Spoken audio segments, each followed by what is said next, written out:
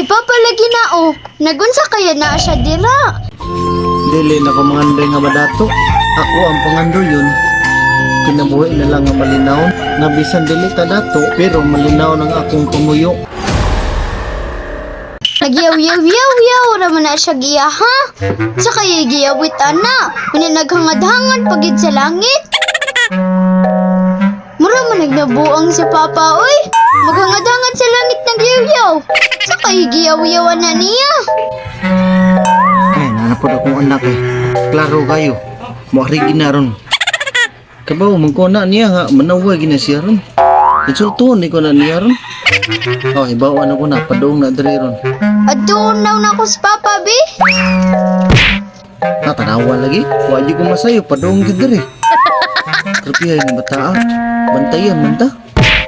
Gusto gid niya iyamoy perfect. Bihan ta eh. Sobraan ka mariktis ba? Pa, nagunsa di ka dira.